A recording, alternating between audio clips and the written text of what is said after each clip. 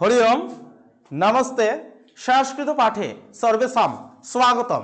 দ্বাদশ শ্রেণী প্রিয় ভাই বোনেরা, আজকে আমি এই ভিডিওটির মাধ্যমে নিয়ে এসেছি যে সংস্কৃত যে PYQ 2016, অর্থাৎ তোমাদের যে 2016 উচ্চ মাধ্যমিকে 2016 সালে যে প্রশ্নপত্র হয়েছিল, সেই প্রশ্নপত্রের যে শর্ট কোশ্চেন অর্থাৎ MCQ বা ACQ, এগুলো আজকে আমরা সলভ করব এই ভিডিওটির মাধ্যমে। তো পাঠস্য আরম্ভে বয়ম সর্বে মিলিত্বা, পাঠস্য আরম্ভে বয়ম সর্বে মিলিত্বা একবারং বদামহ গীতমিব বদামহ হরি ওম। পুনঃপি উচ্চৈ বদামহ হরি ওম।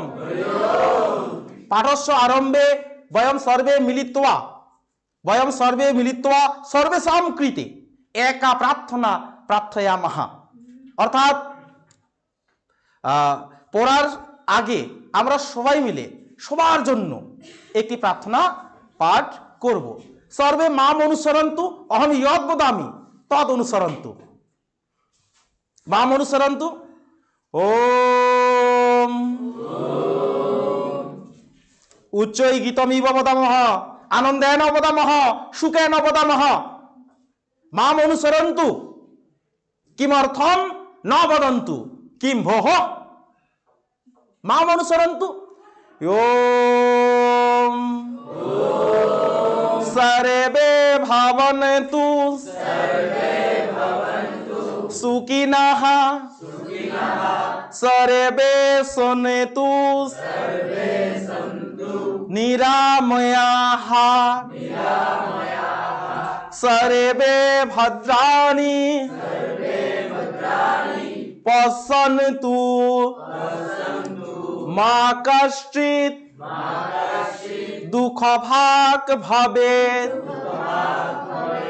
ওম শান্তি শান্তি শান্তি। একত্রে বদামহ ধন্যবাদঃ। পশ্যন্তু সর্বে ডিজিটাল বোর্ড, ডিজিটাল বোর্ডে কিম অস্তি অদ্যতন পাঠে বয়ম সর্বে মিলিত্বা, অদ্যতন পাঠে বয়ম সর্বে মিলিত্বা সংস্কৃত বিষয়স্য PYQ 2016, ঠিক আছে? PYQ 2016 সলভ করব বা PYQ সলভ কুর্মঃ। পশ্যন্তু সর্বে কথামাস্তু কথামাস্তু। আমরা জানি যে সংস্কৃত বিষয়ে, ঠিক আছে, মোট শর্ট কোশ্চেন হচ্ছে 26 নম্বর। ক নম্বর থাকে? 26 নম্বর। 15টি হচ্ছে MCQ আর হচ্ছে 11টি হচ্ছে ACQ, তাই না? তো এবারে দেখো, এটা হচ্ছে 2016 সালে আসছে, ঠিক আছে? 2016 সালে আসছে। এবারে দেখো কি আছে, যে আর্যাবর্ত বর্ণনম এর মূল গ্রন্থটি কি ধরনের কাব্য? বোঝার চেষ্টা করো, বোঝার চেষ্টা করো, ঠিক আছে? যদি অহম উত্তরম পৃচ্ছামি, যদি অহম উত্তরম পৃচ্ছামি তহি প্রয়ত্নম কুর্বন্তু। যদি আমি উত্তর চাই বা উত্তর জিজ্ঞাসা করি কি হবে, ঠিক আছে, তখন কি করবে? তখন তোমরা চেষ্টা করবে, উত্তর দেওয়ার জন্য কি করবে? চেষ্টা করবে। পশ্যন্তু সর্বে, পশ্যন্তু সর্বে আর্যাবর্ত বর্ণনম এর মূল গ্রন্থটি কি ধরনের কাব্য? আচ্ছা, গদ্য, পদ্য, চম্পু, নাটক, কোনটি হবে? চম্পু কাব্য।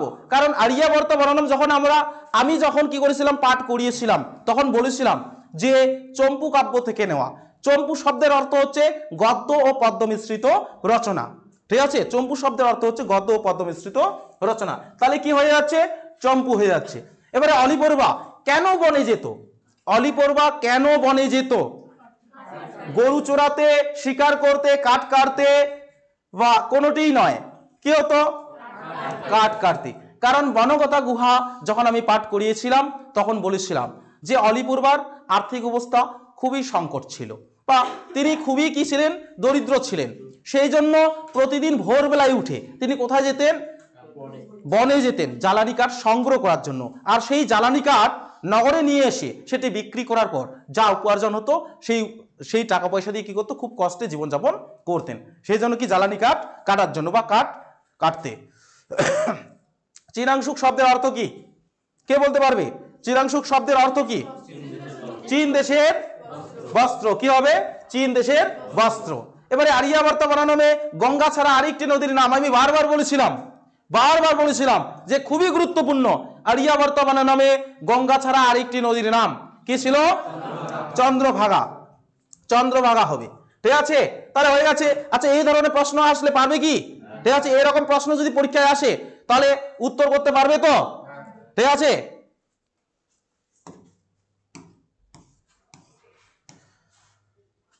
এবারে দেখো কি আছে। এবারে 5 নম্বর। ঠিক আছে, 5 নম্বর। তব কৃপয়া, কার কৃপায়? তব কৃপয়া, কার কৃপায়? শিবের, বিষ্ণুর, ইন্দ্রের, কারুরই নয়। কে বলতে পারবে? উচ্চারণ তো কারুরই নয়। আর যদি এখানে কার কৃপা, কার কৃপা বলতে কার কথা বোঝানো হচ্ছে বলতো? দেবী গঙ্গার কথা বোঝানো হচ্ছে। এটা কিন্তু গঙ্গা স্তোত্রম থেকে, তাই না? দেবী গঙ্গার কথা বোঝানো হচ্ছে। যেহেতু দেবী গঙ্গা এখানে নেই, তাহলে কি হবে? কারুরই নয়। আর যদি গঙ্গা থাকতো তাহলে কি উত্তর হতো বলতো? গঙ্গা।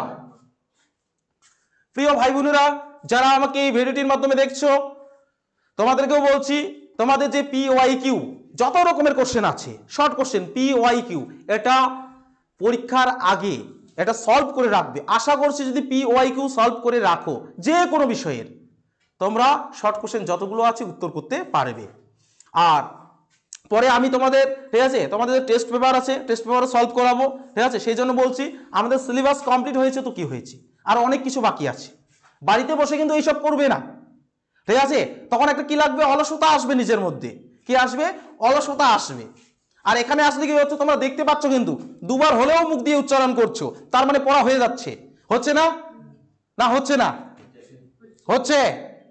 আচ্ছা, আমার কেমন কেমন মনে হচ্ছে, যে মনে হচ্ছে অ্যাটেন্টিভ নেই। ঠিক আছে, অ্যাটেন্টিভ নেই। কস্যাপি সমীপে অ্যাটেন্টিভ নাস্তি। ঠিক আছে, কস্যাপি সমীপে। তদর্থম তদর্থম সর্বে মিলিত্বা একবারম বদন্তু হরি ওম। অস্তি অস্তি, অ্যাটেন্টিভ অস্তি। অহম অহম জ্ঞাতওয়ান, অহম জ্ঞাতওয়ান, অ্যাটেন্টিভ অস্তি। মৌনম তিষ্ঠিত, মৌনম স্থিত্বা সর্বে শৃণ্বন্তু। এবং পশ্যন্তু। ভগবদ গীতা কোন গ্রন্থের অংশ? ভগবদ গীতা কোন গ্রন্থের অংশ? মহাভারত। আমরা সবাই জানি মহাভারত, তাই না? এবারে দেখো যে গঙ্গা স্তোত্রম, গঙ্গা স্তোত্রম এর রচয়িতা কে? শঙ্করাচার্য। কি হবে বলতো? শঙ্করাচার্য। এবারে ত্রিলোকে কার কোনো কর্তব্য কর্ম নেই? কৃষ্ণের। পাক্কা? পাক্কা? রাইট দিয়ে দিচ্ছি। ইয়েস, কৃষ্ণের। কারণ 9 নম্বর শ্লোকে মনে হয়, সম্ভবত 9 নম্বর শ্লোকে বলেছিলেন যে হে সখা অর্জুন, তুমি দেখো এই ত্রিলোক অর্থাৎ স্বর্গ মর্ত পাতালে আমার কোনো কর্তব্য কর্ম নেই, আমার কোনো এমন কোনো বস্তু নেই যে আমি পাইনি, এমন কোনো বস্তু নেই যে আমি লাভ করতে পারিনি। তাও আমি কি করছি? তাও আমি এসে কাজেই করছি। কাজ করছিলেন মানে রথের সারথি ছিলেন না? সখা অর্জুন যে ছিল, অর্জুনে কি ছিল? রথের সারথি ভগবান শ্রীকৃষ্ণ ছিলেন। ওটাই বলছে যে ত্রিলোকে আমার কোনো কর্তব্য কর্মই নেই, তাও আমি এসে কি করছি? কাজ করছি। তোমাদেরকেও বলছি, নিত্য প্রতিনিয়ত যেটা কর্তব্য কর্ম আছে সেই কর্ম থেকে কেউ বিরত থাকবে না। ঠিক আছে, কেউ বিরত থাকবে না। প্রতিনিয়ত যেই কাজ, যে কর্তব্য কর্ম একটু হলেও করবে, করতে লাগবে, তবেই দেখবে তোমাদের সফলতা আসবে। নচেত ন পরিশ্রমং বিনা, পরিশ্রমং বিনা কদাপি সফলম ন ভবতি, পরিশ্রমং বিনা কদাপি সফলম ন ভবতি। তদর্থম প্রয়ত্নম কুর্বন্তু, প্রয়ত্নম কুর্বন্তু পশ্যন্তু।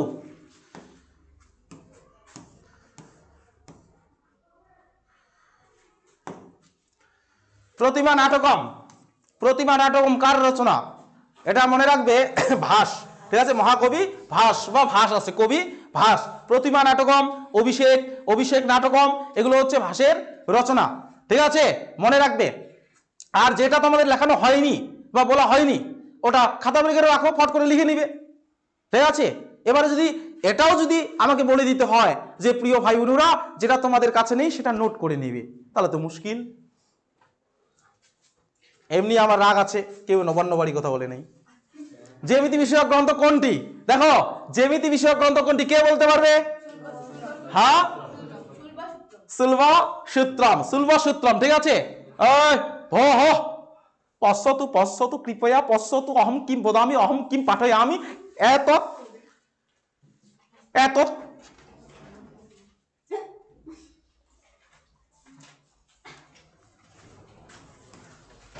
এবারে দাও অভিজ্ঞান শকুন্তলম এর বিদূষকের নাম কি? কে বলতে পারবে? হ্যাঁ, মাধব্য। কি হবে বলো তো? মাধব্য। হো হো ভ্রাতা কিমর্থম বিলম্বেন আগতওয়ান, কিমর্থম বিলম্বেন আগতওয়ান, কেন দেরি হয়েছে বদতু? সমস্যা, গৃহে সমস্যা অস্তি তদর্থম বিলম্বেন আগতওয়ান এতৎ অস্তু অস্তু পশ্যতু পশ্যতু।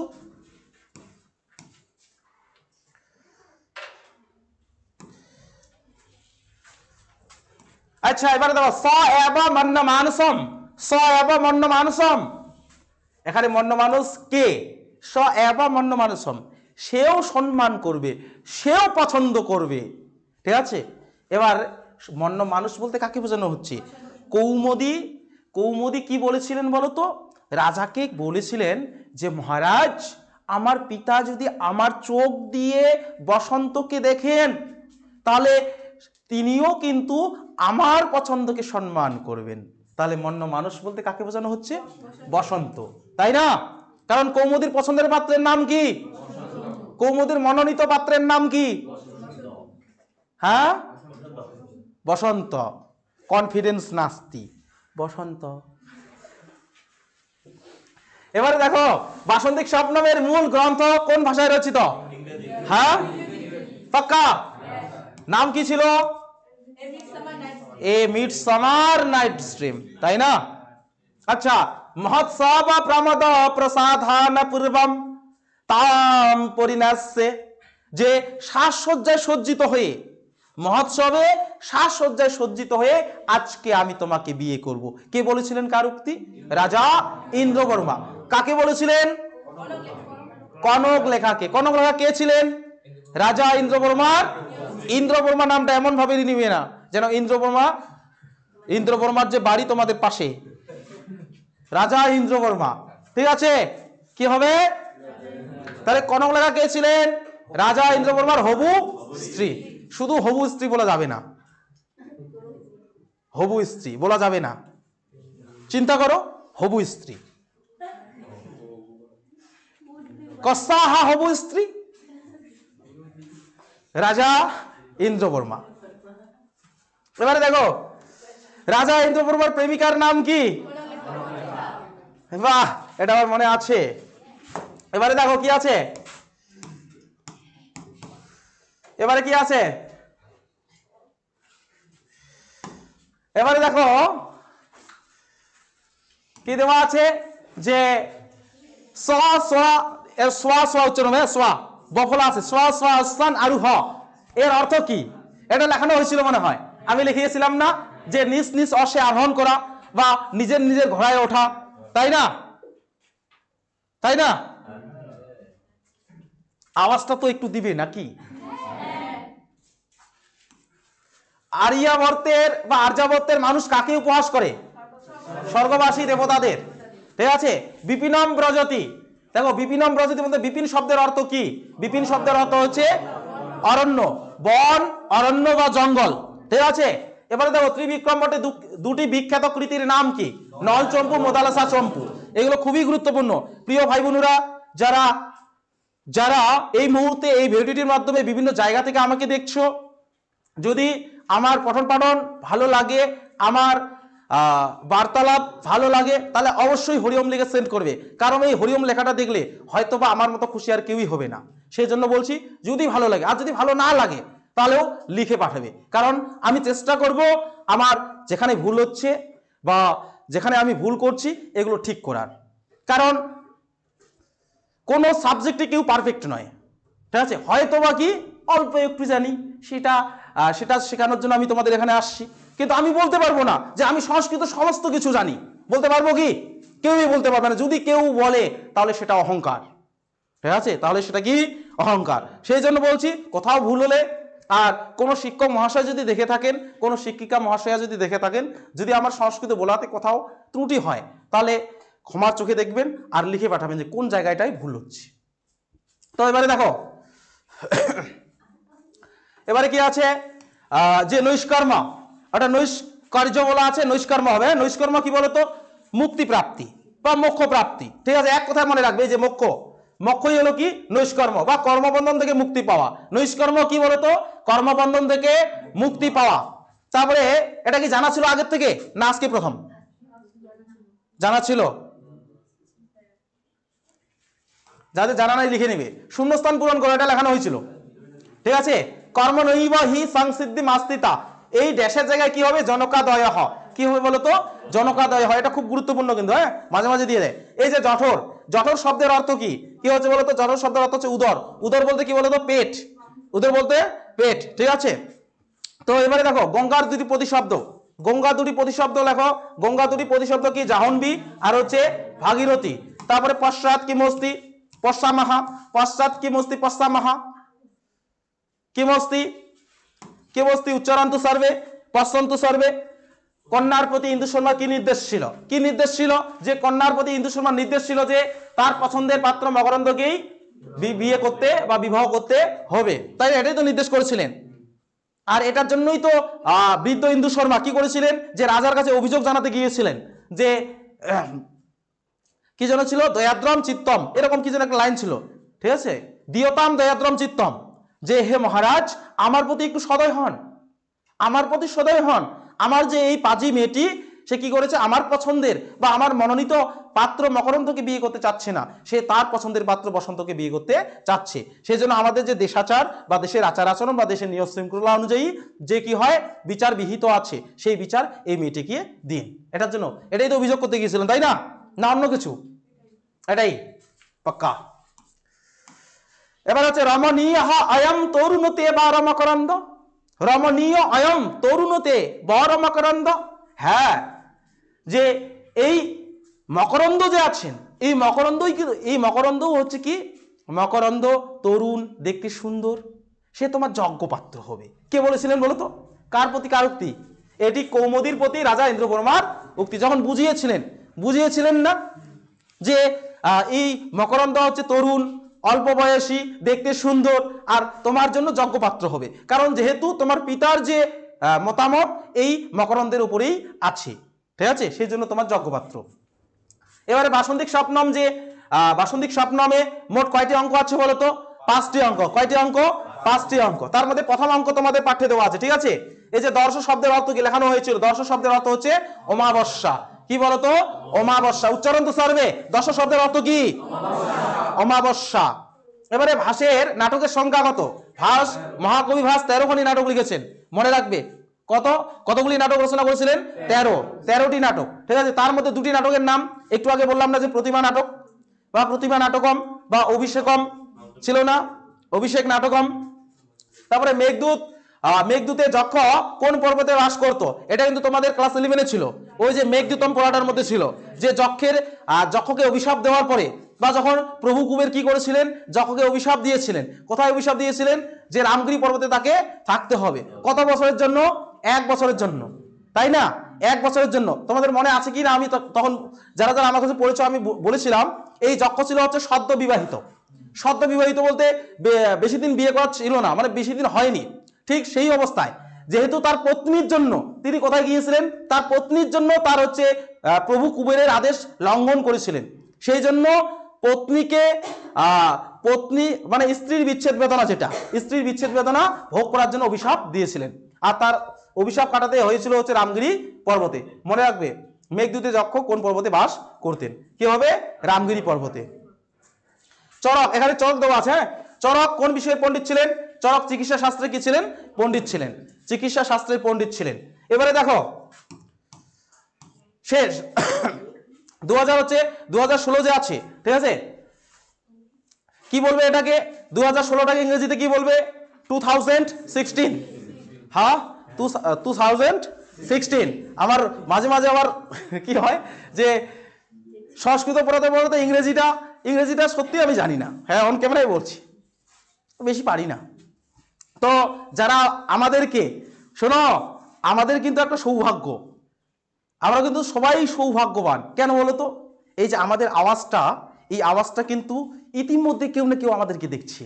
সেই জন্য যেসব ভাই বোনু বা যারা এই মুহূর্তে দেখছেন বা যেসব ভাই বোনু তোমরা দেখছো, তোমাদের জন্য একটা সারপ্রাইজ আছে। আচ্ছা, যারা আমাদেরকে দেখছে তাদের জন্য আমরা সবাই মিলে সার্ভে মিলিত্বা, তোমাদের জন্য বলছি কিন্তু যারা দেখছো, সার্ভে মিলিত্বা, সার্ভে মিলিত্বা উচ্চৈ বদামহ পুনঃ মিলনঃ পুনঃপি গীতমিব বদামহ সুখেন বদামহ পুনঃ মিলনঃ। সবাই মিলে যারা দেখছে তাদেরকে ধন্যবাদ, উচ্চই উচ্চই ধন্যবাদ। প্রিয় ভাই বোনেরা, তো ঠিক আছে, দেখা হচ্ছে অন্য একটি ভিডিওতে। ততক্ষণ সবাই ভালো থেকো, সুস্থ থেকো। তো ঠিক আছে, ধন্যবাদ।